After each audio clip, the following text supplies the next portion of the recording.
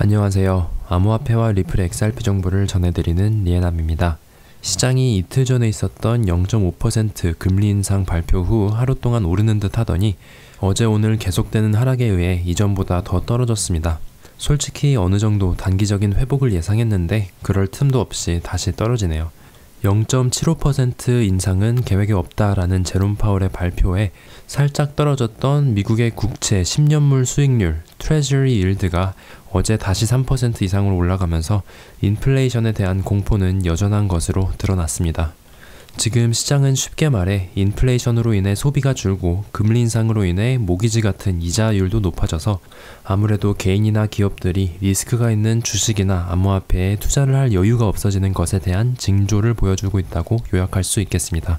많은 사람들이 비트코인이 가치 저장을 해주는 안전자산의 역할을 해주길 원하는 것 같은데 작년 고점에 비해 반토막이 나버려서 과연 앞으로 안전자산으로서의 역할을 해줄 수 있는지에 대한 의문이 다시 떠오르는 분위기입니다. 비트코인 차트를 보면 아직까진 어쩔 수 없이 주식보다도 변동이 심한 위험자산으로 취급받을 수밖에 없는 것 같습니다. 그래서 인플레이션에 대한 영향도 똑같이 받는 거고요. 앞으로 코인들이 인플레이션에 대항하려면 단순한 투자가 아니라 실생활에서 사용되고 진짜 유틸리티가 있다는 것을 증명해내야 합니다. 정말로 그렇게 화폐로 취급받는 코인이 있다면 이런 상황에 오히려 오를 수도 있을 겁니다. 시장을 보니 아직까지는 그런 코인이 없지만 저는 앞으로 XRP가 그런 화폐가 되지 않을까 생각합니다. 자, 그럼 오늘의 주요 뉴스들 시작해 보겠습니다. 오늘도 시작하기 전에 좋아요, 끝나고 나서 도움이 되셨다면 구독 눌러주시면 감사하겠습니다. 브래드 갈링하우스는 요즘 여기저기 컨퍼런스 참여를 자주 하는 것 같습니다. 며칠 전엔 뉴욕의 시장 에릭 아담스와 같이 패널로 컨퍼런스에 참여를 했는데 오늘은 브래드 갈링하우스보다 이 뉴욕 시장 에릭 아담스의 이야기를 좀 더 자세하게 들어보겠습니다. A lot of countries around the world, some represented here at the Milken event, are way ahead of where the U.S. is, and that is a problem. Mayor Adams, you have a view?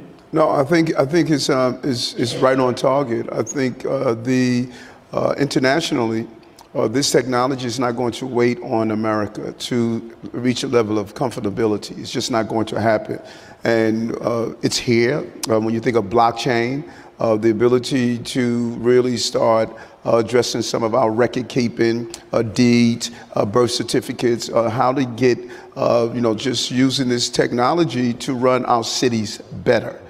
And government is so disconnected from how this technology is very helpful. We saw that when there was a panel with Facebook and others testify in front of Congress. It's as though government is operating on a different reality from what's happening on the ground. And we have to embrace this technology, do it in a safe way, because you are talking about the income of individuals. But there's great possibilities, like which we want to do a cyber wallet. Why are we still having paychecks for people? And why are we even worrying about if a person have a bank account or not when we could use a cyber wallet, pay people right into their cyber wallet, save millions of dollars from printing paper, then take the data we learn from spending habits to incentivize better behavior. You want to buy a home? If you take a financial literacy course, we will give you your first $1,000. You want to have healthy, if you have WIC or SNAP, or any form of food stamps, you buy healthy food instead of bad food, we'll give you a dollar for dollar match. If we start using this technology and incentivize good behavior, we can actually change how people are going downstream and dealing with the crises that they are facing. 에릭 아담스는 미국 정부는 하나가 아니라 분리되어 있고 그중 일부 정부 기관들은 현실 세계와 동떨어진 생각을 갖고 암호화폐를 규제하려고 하고 있다고 합니다.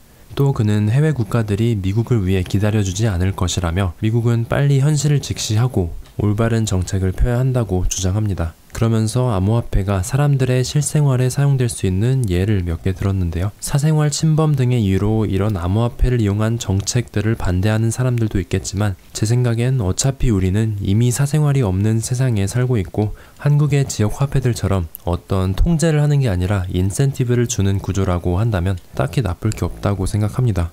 이처럼 SEC만 제외하면 미국 정부에서도 암호화폐의 우호적인 목소리가 꽤 많이 나오고 있는 상황입니다. 그리고 여기서 중요한 건 이런 패널, 공무원들을 동반한 패널에는 이더리움 관련인들보다는 브래드 갈링하우스가 훨씬 더 많이 나온다는 겁니다. 제가 보기엔 이때까지 비트코인과 이더리움 커뮤니티는 정부와 은행들을 배척하는 태도를 취해온 데에 반해 리플은 오히려 서로 도와야 한다는 입장을 명확히 밝히고 있습니다. 이렇게 정부와 어느 정도까지 협력해야 하는지에 대해서는 개인마다 의견이 다를 것 같은데요. 저는 이더리움의 컨센시스처럼 몇몇 은행들을 끌어들여서 정부에 영향력을 끼쳐 규제를 피하는 것보다 처음부터 투명하고 오픈된 리플의 태도가 더 신뢰가 가긴 합니다. 하지만 역시 정직한 사람은 살아남기 힘들다는 걸 SEC가 이번에 손수 보여주고 있는 거죠. 자, 다음 소식입니다. 이틀 전 XRP 커뮤니티 멤버 스튜어트 영에 의해 빌 힌먼 이메일의 일부가 공개되었다는 소식입니다. 그는 올해 1월 2일부터 FOIA 정보공개법을 주장하며 힌먼 이메일을 받아내려는 싸움을 해왔고 결국 그제 이메일의 일부를 받아냈다고 합니다. 저도 이 71페이지를 전부 읽어봤는데 솔직히 5분도 안 걸렸습니다. 거의 모든 페이지가 가려져 있기 때문에 읽을 내용이 없었거든요. 데이빗 슈워츠도 어이없다는 글을 남겼네요. 하지만 수신자 목록에 나온 이름들을 더 자세히 알아보면 이 중 꽤 많은 사람들이 SEC 이후 설리번 앤 크롬웰이라는 로펌으로 이직했다는 걸 알 수 있습니다. 바로 제이 클레이턴의 현 직장이기도 한 설리번 앤 크롬웰은 이더리움의 컨센시스가 JP 모건의 송금 플랫폼 코어럼을 인수했을 때 도움을 줬었는데요. 빌 힌먼 스피치를 같이 수정했던 사람들이 SEC를 나가자마자 곧바로 컨센시스와 깊은 인연이 있는 로펌으로 이직을 한 것은 리플 소송을 떠나서 정말로 이 사람들이 힌먼 연설을 이용해서 조금이라도 이더리움을 도울 생각이 없었는지에 대한 의혹을 불러일으킵니다. 게다가 빌 힌먼은 이렇게 많은 변호사들과 SEC 관련인들이 작성하고 수정한 스피치를 했으면서 그건 모두 자신의 개인적인 의견일 뿐이었다라고 법정에서 선서했는데 그건 이제 와서 보니 다 거짓말이었던 거죠. 만약 이번에 SEC가 주장하는 변호사 클라이언트 비밀 유지 특권이 인정돼서 힌먼 이메일 제출을 안 해도 된다라는 판결이 난다면 빌 힌먼이 법정에서 거짓말을 했다는 판결도 같이 나와야 하는 게 아닌가 생각이 듭니다. 다음 소식입니다. SEC 대 라이브러리 소송이 리플 소송보다 훨씬 빠르게 진행되고 있습니다. 역시 SEC는 라이브러리 소송을 어떻게든 먼저 끝내서 리플 소송에 자신들에게 유리한 판례를 들고 오려는 생각인 것 같은데요. 이번 약식 판결 결과가 리플 소송을 크게 좌우할 수도 있기 때문에 주목해야겠습니다. 며칠 전 SEC의 약식 판결 브리핑이 나왔는데 이에 반박하는 트위터 변호사들의 글을 한번 보여드리겠습니다. 일단 하위 테스트의 첫 번째 조건, 이 토큰은 투자 용도였는가를 생각해 볼 때 라이브러리 크레딧은 투자가 아닌 명확한 용도가 있습니다.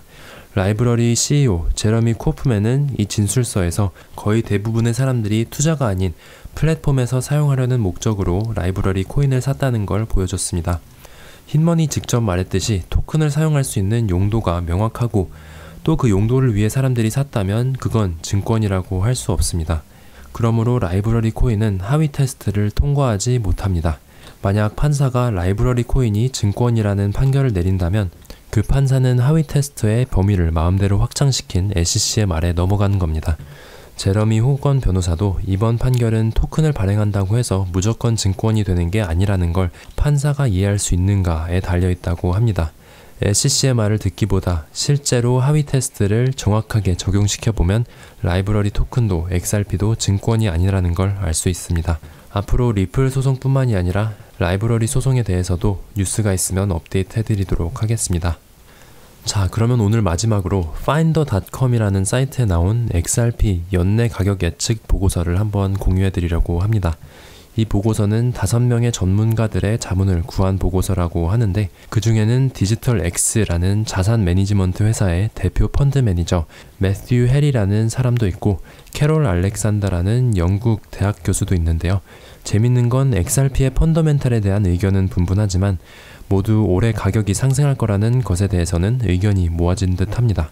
이 전문가들의 예측 가격을 다 평균화 시켜보면 올해 SEC와의 소송이 잘 진행됐을 시에는 연말에 2불 55센트, 2025년 말에는 3불 61센트, 2030년 말에는 5불까지 간다는 예상이 가능합니다. 이 전문가들 중 가장 희한한 사람은 처음 말씀드린 매튜 해리인데요. 이 사람은 XRP는 실용성이 전혀 없다. XRP 레저의 기술은 뛰어나지만 코인 자체는 의미가 없다면서도 만약 소송이 잘 진행된다면 연말까지 5불도 찍을 수 있다는 예측을 하고 있습니다. 그의 말에 따르면 XRP는 투기 종목이고 낮은 가격에 혹해 사람들이 시가총액을 보지 않고 대량으로 사는 코인이라며 펀더멘탈에 대한 혹평을 했습니다. 반대로 대학 교수인 캐롤 알렉산더는 연말까지 준수한 2.5불을 예상하면서도 만약 리플이 SEC를 상대로 승소하게 된다면 XRP는 스위프트를 대체하기 시작할 것이다. XRP는 다른 암호화폐와는 다르다라며 XRP의 실용성과 펀더멘탈에 대한 아주 긍정적인 얘기를 했습니다. 이들의 말을 어느 정도 믿어야 할지는 모르겠습니다. 저는 그저 이런 예측이 있다라고 전달해드리고 싶었는데요.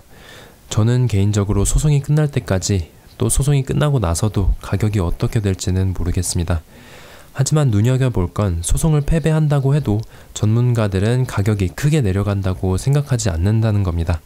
패소해도 50센트 정도로밖에 내려가지 않을 거라고 예측하는데요. 반대로 소송을 이기면 5불까지도 올라갈 수 있다고 예측하는 걸 보니까 지금 XRP는 리스크 대비 보상이 아주 큰 투자 기회라고 생각이 들기도 합니다. 저는 이런 관점으로 장기적으로 버티려고 하는데요. 새로 오신 분들이라면 역시 투자 권유는 아니라는 점, 그리고 저와 같은 홀더분들도 계속 저처럼 홀딩하는 게 무조건 정답은 아니라는 점 말씀드립니다. 자, 그러면 오늘 영상은 여기서 마치도록 하겠습니다. 늘 시청해주시는 여러분들 너무 감사합니다. 영상이 도움이 되셨다면 좋아요와 구독 잊지 말아주시고 저는 또 주요 뉴스들로 다음 영상에서 뵙도록 하겠습니다. 감사합니다.